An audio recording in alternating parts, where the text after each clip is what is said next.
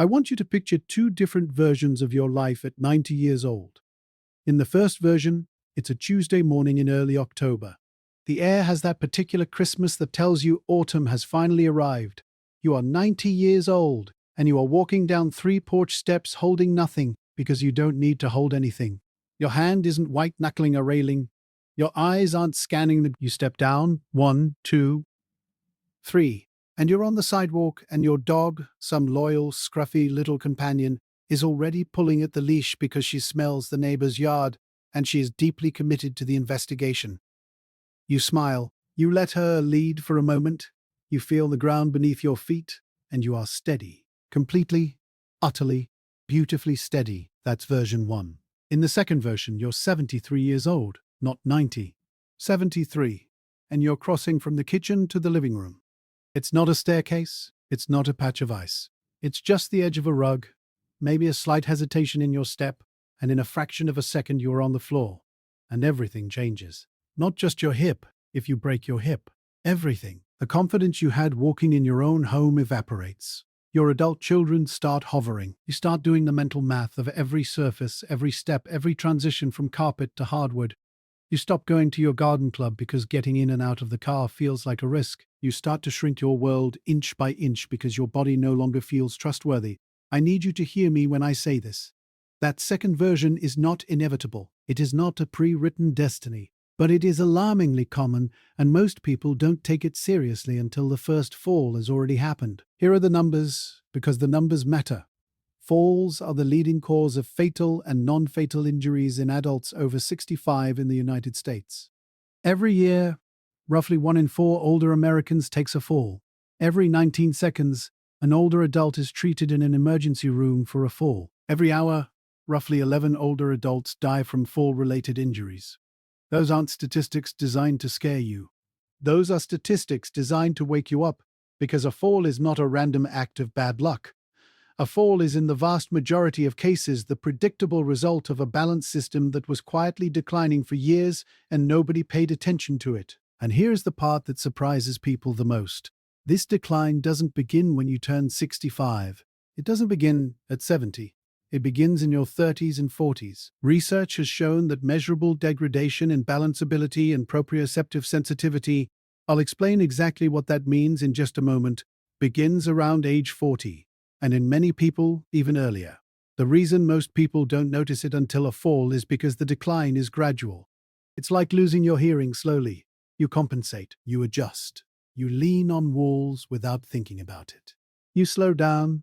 You grab railings earlier, you widen your stance when you stand. Your body finds workarounds, and it is clever at doing so. And it is so clever that you don't realize the underlying system has been eroding for 2 decades by the time those workarounds stop working. So what I'm offering you today is not a treatment. I want you to understand that distinction. This is not rehabilitation. This is maintenance. This is insurance. This 5-minute daily routine is the most straightforward, most evidence-supported, most time-efficient thing you can do to protect the version of yourself who, at 90, is walking down those porch steps in October. 5 minutes a day. That's it. And I'm going to give you the science behind it, the exact steps, common mistakes, and a real story from a real patient that I think will resonate with a lot of you. Stick with me, because this may be the most important 5 minutes of health information you absorb this year. Let's start with the science, because I believe you deserve to understand why something works, not just be told to do it. Your body's ability to balance depends on what I call the balance trinity. 3 systems, all working together in real time, feeding information to your brain so that your brain can make thousands of micro-adjustments every single second to keep you upright. When all 3 are working well and communicating clearly, you feel stable, confident, and free. When even one of them starts to decline, or when the brain loses its ability to integrate the information from all 3, you become vulnerable. So let's walk through each one. The first system is your vestibular system. This is housed in your inner ear, and I think of it as your body's internal gyroscope. Inside the vestibular system, there are tiny fluid-filled canals and chambers lined with hair-like sensors. When your head moves, the fluid shifts, and those sensors detect the direction and speed of the movement. They send signals to your brain saying, "We are tilting left," or "We are accelerating forward," or "We just turned our head to the right." Your brain uses this information to understand where your head is in space at every moment. As we age, the number of those hair cell sensors decreases. The fluid dynamics change, and the signals become less precise. For many people, this shows up as dizziness when they stand up quickly, or a momentary disorientation when they change direction while walking. The second system is proprioception.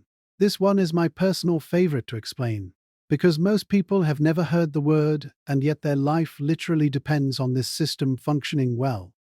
Proprioception refers to the network of sensors embedded in your muscles, tendons, ligaments, and joint capsules throughout your entire body. Right now, without looking at your feet, you know roughly where they are. You know if your knee is slightly bent or straight. You know if your ankle is tilting inward or outward. You know this not because you're looking at it, but because your proprioceptive sensors are feeding that positional data to your brain constantly. This system is what allows you to walk in the dark. It's what allows you to navigate uneven ground without consciously thinking about every step. It is the quiet genius of your musculoskeletal system. And when proprioception declines, the brain loses its real-time map of where the body's parts are in space. Missteps go undetected a fraction of a second too long. Corrections come too late. The third system is vision, and this one most people understand intuitively. You use your eyes to scan your environment, to gauge distances, to detect edges and transitions and uneven surfaces before you step on them. What many people don't know is that the visual system in balance works in a very specific way. Your peripheral vision, the edges of your visual field, is especially important for spatial orientation and balance. Contrast sensitivity, the ability to distinguish between a light step and a slightly darker floor, diminishes with age. And when vision is compromised, your brain leans harder on the other two systems. If those other two systems are also weakened, you are in trouble. Your brain is constantly receiving and reconciling data from all three of these systems simultaneously. When one gives inaccurate information, the brain can often compensate using the other two. But there is a critical threshold. When more than one system is degraded, or when you're in a situation where one system is suddenly removed, such as when the lights go out, or when you're walking on soft grass instead of flat concrete, or when you're turning your head to talk to someone while you're moving, the brain can't reconcile the conflicting or insufficient data fast enough, and you lose the battle against gravity. Now here is where modern life becomes part of the problem, and this is something I feel strongly about. We have engineered challenge out of our environments. Our floors are flat, smooth, and uniform. Our sidewalks are level. Our shoes have thick, cushioned soles that dampen the sensory signal from the ground to the foot. We hold railings not because we need to, but because they're there. We drive everywhere instead of walking on varied terrain. We sit for the majority of our waking hours. All of these things, on the surface, feel safe. But what they're actually doing is depriving your balance systems of the stimulation they need to stay sharp. Your vestibular system, your proprioception, your visual spatial integration, these are all use it or lose it systems. If you never challenge them, they will decline faster. If you train them regularly, even for 5 minutes a day, they stay tuned, responsive, and protective. Your body is a smart system. It adapts to what you ask of it. The question is whether you are asking enough. Now let's get into the routine itself. I want you to think of this as a 5-minute investment broken into 5 purposeful chapters. Before we start, I want to make one recommendation that is going to feel counterintuitive but is critically important. Practice this routine barefoot or in thin socks on a hard floor. I know your first instinct is that shoes provide support and safety, and in many contexts they do. But for balance training, thick-soled shoes are like practicing the piano while wearing oven mitts. They dampen the sensory signal from your feet. Your feet have an extraordinary concentration of proprioceptive sensors, especially in the arches and the balls of the feet. When those sensors can feel the ground directly, they send richer information to the brain, which makes every exercise more effective. Now please, have a sturdy chair or a wall within arm's reach for safety. That is non-negotiable. We are training for independence, and training safely is the only way to get there. Minute 1. Single leg standing. Start standing behind your chair with both hands resting lightly on the back of it. I want you to lift one foot off the ground, bending that knee just enough that your foot clears the floor. You are now standing on one leg. Your first goal is to do this for 30 seconds on each side, with your hands barely touching the chair, just for safety. Eventually, you work toward doing it with your hands completely free, hovering near the chair but not touching. Now here is the coaching detail that most people miss entirely. Don't just stand there. Pay attention to your ankle, because the real work in this exercise is happening in your ankle joint, and you need to bring your awareness to it. Feel those tiny, rapid, almost imperceptible micro-adjustments your ankle is making in every direction: forward, back, left, right. Those micro-corrections are your proprioceptive system in dialogue with your muscles. Every micro-adjustment is, in effect, a tiny balance rep. You are training your neuromuscular system to respond faster and more accurately. The second coaching point is your pelvis. Keep it level. Don't allow your hip to drop on the side of the lifted leg. I see this: people hike their hip up or let it sag, and when they do that, they are actually redistributing the balance challenge in a way that makes it easier and less effective. The effort to keep your pelvis level engages your gluteus medius, the muscle on the outer hip, which is one of the most underused and critically important muscles for fall prevention. The most common mistake in this exercise is holding your breath. Don't. Breathe normally. Holding your breath creates tension, and tension in your core and trunk actually interferes with the subtle reactive movement your balance system needs to operate. Breathe in, breathe out, soft knees, eyes focused on a single point at eye level. Something still, a spot on the wall, a bookshelf. This is your visual anchor. Why does this work? Because it directly and simultaneously challenges all three systems of your balance trinity. It forces your vestibular system to recalibrate for a single point of ground contact.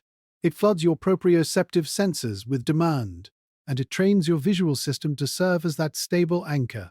1 minute of this each day begins to rebuild the neural pathways that have been allowed to go quiet. Minute 2. The challenges. Closing your eyes and moving your head.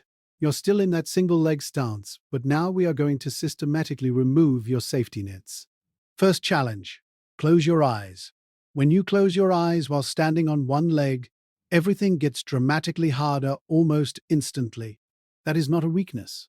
That is physics. That is your brain suddenly receiving 2/3 of its balance data instead of all three streams, and having to compensate. And your brain can learn to do that compensation more effectively, but only if you practice it. Start with your eyes closed for 5 seconds, then 10. Work toward 15 or 20 seconds of eyes closed single leg standing over several weeks. The progress is measurable, and I'll give you specific milestone targets in a few minutes. Second challenge, head movements. Still standing on one leg, now slowly turn your head to the right. Hold for one breath. Slowly turn it to the left. Hold for one breath. Now slowly tilt your head down, chin toward chest, and then back up to neutral, then slowly tilt it upward. Do this smoothly, no sudden movements. This is specifically targeting your vestibular system. You are creating a condition where your inner ear is receiving dynamic signals while your body is trying to hold a static position. The brain has to reconcile those two competing demands.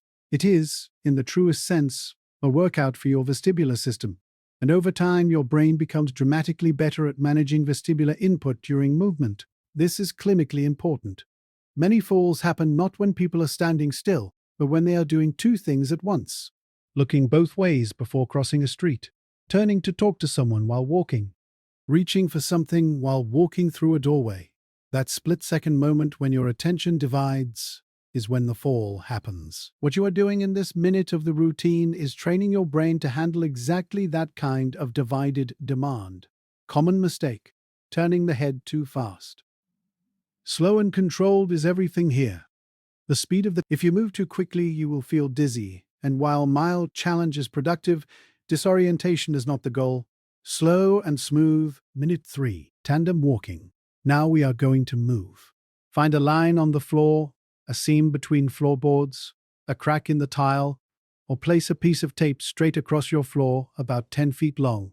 You are going to walk along that line, placing each foot directly in front of the other so that the heel of your front foot touches the toe of your back foot. This is called tandem walking, and it has been used in balance assessment and rehabilitation for decades.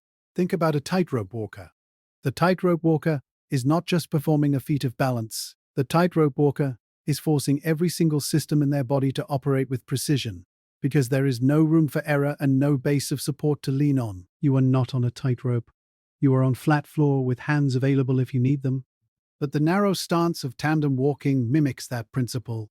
Here's what I want you to focus on during this exercise. First, the transition, the moment when your weight shifts from the back foot to the front foot as you step forward.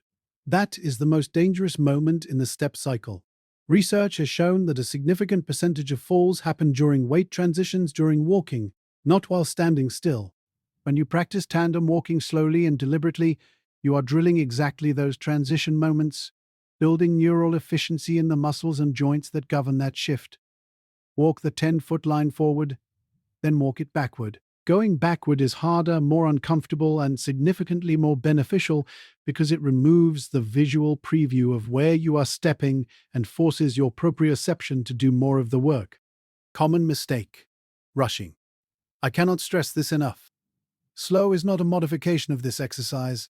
Slow is the exercise. When you walk slowly in tandem stance, every single muscle fiber along the chain from your foot to your hip is firing with conscious intention. That intentionality is the point. Speed removes the neuromuscular demand. Slow, deliberate tandem walking done consistently is one of the most powerful balance retraining tools we have. Minute 4. Dynamic weight shifting and vestibular training. Stand with your feet hip-width apart. Soft knees. Hands at your sides or hovering near your chair. Now slowly shift your weight to the right, transferring it gradually from both feet to predominantly your right foot. Pause. Feel it. Then slowly shift it back to center, then to the left. Pause. Feel it. This is not swaying. This is controlled, deliberate, mindful weight displacement. As you get comfortable with the side-to-side shift, add a diagonal. Shift your weight forward and to the right, then back to center, then forward and to the left, then back to center. Think of the points of a compass and practice loading each direction while maintaining control. Now here is the vestibular component of this minute. As you perform those weight shifts, I want you to add slow head turns. As you shift right, turn your head to the right. As you return to center, bring your head back to center. As you shift left, turn your head left. You are creating a coordinated whole body movement where your inner ear, your visual field, and your weight distribution are all changing simultaneously. This is directly analogous to real-life movements, like when you turn to look at a shelf while reaching for something, or when you pivot to change direction on a walk. The single most important clinical benefit of this exercise is its effect on dizziness during movement. Many seniors experience something called benign positional vertigo or simply age-related dizziness when they move their heads while their body is shifting. This happens because the vestibular system and the visual system are sending slightly discordant signals to the brain. Regular practice of coordinated head and body movements teaches the brain to integrate those signals more smoothly, reducing that disorienting dizziness and the instability it creates. Common mistake: stiffening the neck. Many people, when they know they are doing a balance exercise and they're a little nervous, lock up their neck and shoulders. Breathe. Let your neck be soft. The head movement should feel like you're watching a slow, peaceful tennis match. Smooth, unhurried, and controlled. Minute 5. Balance recovery. This is my favorite minute of the entire routine, and I want to explain why before I explain how. Everything we have done in the first 4 minutes is about maintaining balance while you're already stable. But real life doesn't just challenge your balance from a position of stability. Real life trips you. Real life gives you a patch of uneven sidewalk, or a wet floor, or a dog that suddenly cuts across your path. The question is not always whether you can stay balanced. The question is whether, when you are destabilized, your body can catch itself quickly enough. The reflexive mechanism that catches you is called the righting reflex, and it is, like everything else, trainable. Here is how we train it. Stand next to your chair, one hand lightly touching the back of it. Now, very gently, allow yourself to sway a little further than feels comfortable in one direction. Just slightly off balance, as if someone had placed a light hand on your shoulder and given a gentle nudge. Then catch yourself. Don't grab the chair. Let your ankle, hip, and core do the catching. Do it in the forward direction, the sideways direction, the backward direction. Each time you are going slightly beyond your current balance envelope and then demanding that your body recover. This trains the automatic, reflexive pathway of balance recovery rather than the conscious, deliberate pathway. Here's why that distinction matters tremendously. When you actually trip in real life, you do not have time for conscious thought. The time between your foot catching a surface and your body being on the floor can be as short as 300 milliseconds. Your conscious mind cannot react in 300 milliseconds, but your trained writing reflexes can. Those reflexes live in a part of the nervous system that operates below the level of conscious decision-making. You train them in practice so they are available in an emergency. Think of it like fire drills. You do fire drills not because you enjoy them, but so that when the alarm actually sounds, you don't stand there thinking about what to do. Your body already knows. It has rehearsed the response. Balance recovery training is your fall drill. And doing it daily, or even a few times each week, means that the day a sidewalk surprises you, your body already knows how to respond. Common mistake: going too far off center. The sway should be modest. We are not trying to fall and catch yourself from a dramatic lean. We want small, controlled perturbations. The goal is neural training, not acrobatics. Keep it safe. I want to take a moment and tell you about Margaret. Margaret is 78 years old. She came to my office about 2.5 years ago, about 4 months after she had taken a fall in her bathroom. It wasn't a catastrophic fall. She didn't break anything, but she bruised her hip badly enough that she was moving cautiously for weeks. And more importantly, the fall had planted a seed of fear that was quietly growing. She told me she had started holding the wall when she walked through her house at night. She had stopped going to her garden club's Thursday meetings because getting from the parking lot to the building felt uncertain. She had stopped walking her golden retriever Biscuit alone because she was afraid of what would happen if Biscuit pulled and she wasn't ready for it. She was not physically incapacitated. She was psychologically diminished by a fear she had no tools to address. I gave her a version of this routine, and I want to be completely honest with you. She was skeptical, she told me. And I remember this very clearly. Clarence, I've been doing PT, I've been careful, I'm not sure what standing on one foot while my coffee brews is going to accomplish. I smiled, and I said, Margaret, try it for 30 days. We'll reassess. At our 30-day follow-up, she could hold single-leg stance for 30 seconds without holding the chair. She told me she was doing it during every single commercial break on the evening news.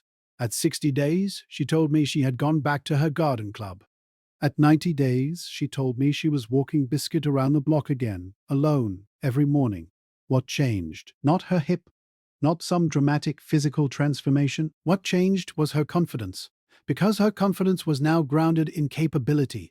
She had built something real in her body, and she could feel it. She could feel that her ankles were responding faster. She could feel that her turns were more controlled. She could feel that the floor, even in dim light, felt less treacherous. And that feeling, grounded in actual physiological improvement, erased the fear. I share Margaret's story because I know that for some of you watching this, the fear is already there. Maybe you've already had a fall. Maybe you haven't, but you've had a close call. Maybe you haven't had either, but you've noticed that stairs require more attention than they used to, or that you automatically reach for support now in situations you didn't before. All of that is your body telling you something. Not that it's failing, that it needs some deliberate attention. And 5 minutes a day is a very small ask for an enormously significant return. Let me give you the practical tools you need to make this routine stick. First, the when and where of it. The best habit you can form is attaching this routine to something you already do every single morning without fail. Brushing your teeth, waiting for your coffee to brew, standing at the kitchen sink while the kettle heats. This is called habit stacking, and it is one of the most well-established strategies in behavioral science for making a new habit durable. When you tether a new behavior to an existing automatic behavior, the existing behavior becomes the trigger. No extra willpower required, no reminders necessary. Coffee brewing equals balance routine, every morning, automatic. And speaking of brushing your teeth, this is one of the most perfect balance training opportunities you have in your entire day, and almost nobody uses it. Right now, most of you are standing flat-footed, probably leaning slightly on the sink, with both feet planted while you brush. Instead, lift one foot. Stand on one leg for 30 to 60 seconds while you brush the left side of your mouth. Switch legs. Brush the right side. You've just added 90 seconds of single leg training to your day without carving out a single extra minute of your time. The same applies at the kitchen sink. When you're doing dishes, do calf raises. Rise onto your toes, slowly. Hold for a breath, lower slowly. When you're standing at the counter, practice shifting your weight from foot to foot. When you're waiting for the microwave, practice tandem standing. Your day is filled with what I call dead time. Moments where you are stationary and doing something that requires minimal mental attention. Those moments are balance training gold.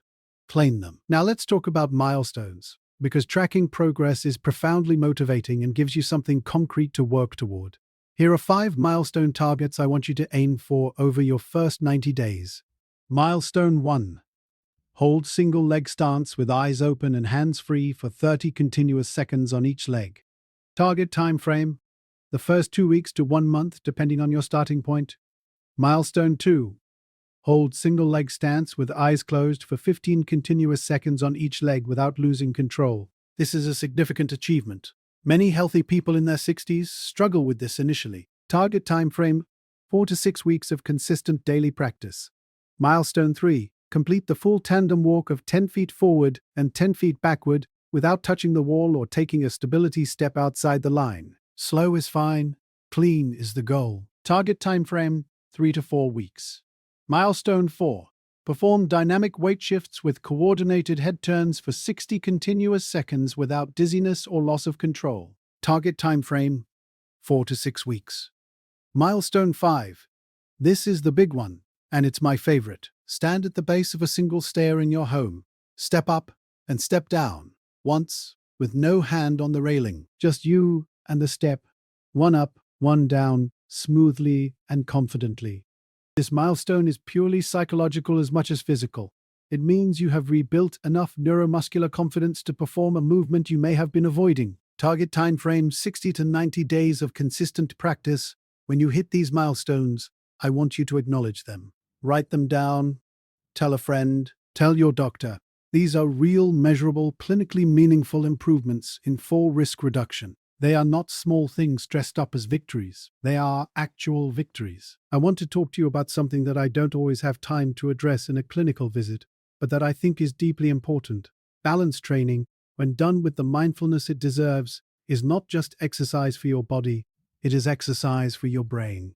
Think about what is happening when you are in minute 1 of this routine. Standing on one leg, feeling your ankle make those micro adjustments, focusing your gaze on a point on the wall, monitoring your pelvis for any tilt. You are not thinking about your grocery list. You are not replaying yesterday's conversation. You are completely, entirely present in your body. This is, in every meaningful sense, a form of moving meditation. There is a growing and compelling body of research on the relationship between balance training and cognitive function. Studies have found that the type of focused, proprioceptively demanding exercise that balance training requires activates neural circuits in the prefrontal cortex and hippocampus, areas of the brain associated with attention, executive function, and memory. The reason is intuitive when you think about it.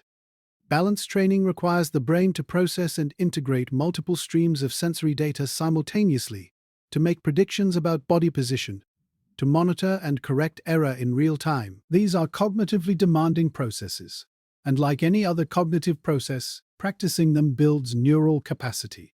What this means practically is that your 5-minute balance routine is not just fall prevention, it is brain training, it is a tool for staying mentally sharp, for preserving reaction time, for protecting your ability to multitask safely.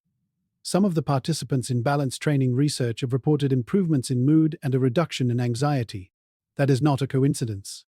Physical confidence and psychological confidence are not separate things. When your body feels safe and capable in space, your mind relaxes. The low-level vigilance you have been carrying, the background hum of "be careful, watch your step, hold that railing," quiets. And when that background hum quiets, you have more mental energy for the things that matter. For conversations with people you love, for focusing on a book or a crossword, for being genuinely present in your life rather than managing anxiety about your own physical safety. Margaret told me something at our 90-day visit that I think about often. She said, "I didn't realize how much energy I was spending being afraid of falling until I stopped being afraid." 5 minutes a day had returned something to her that she hadn't even known she'd lost. Not just mobility, not just confidence, presence. She was back inside her life rather than managing the edges of it. That is the full promise of this routine, and I believe it is available to anyone who commits to it. So here is your challenge, not a 30-day maybe, a 30-day commitment. Right now, Before this video ends, I want you to stand up from wherever you are sitting. Find a chair or a countertop within arm's reach for safety. Lift one foot off the floor. Notice how it feels. Note how many seconds you can hold it before you need to steady yourself. That is your baseline. That is your starting line. Write it down. Right now on a piece of paper or in your phone notes. The date and the number of seconds. This is day 1. Then tomorrow morning when you make your coffee, do the routine. All 5 minutes. Start gentle. Start slow. Start exactly where you are, not where you wish you were, and not where you used to be. Where you are, right now, today. That is the only starting place that matters. Do it every day for 30 days, not every day when you feel like it, every day. Because consistency is the entire mechanism. Balance is a physical skill, and skills are built through repetition. There are no shortcuts, but there is also no extraordinary effort required. 5 minutes. That is the investment. And at day 30, stand on one foot again and compare that number to your baseline. I promise you it will be higher. Because your body is a smart system, and it responds to demand, and then keep going. Because 30 days is a start, and 90 days is a transformation. Aging does not have to mean declining. I need you to hear that as a factual statement, not a motivational platitude. There is real, peer-reviewed, clinically validated evidence that balance, proprioception, vestibular function, and fall risk can be meaningfully improved in adults in their 60s, 70s, and 80s through targeted, consistent training. You are not fighting an inevitable tide. You are choosing, actively and deliberately, which version of your future self you are building toward. The one on the porch steps in October, steady and free, or the one slowly shrinking their world out of fear of the next fall. I know which one you want. I know which one you deserve. I'm Dr. Pratt, Clarence Martin, and I'll see you in the next video. Now, go practice your balance.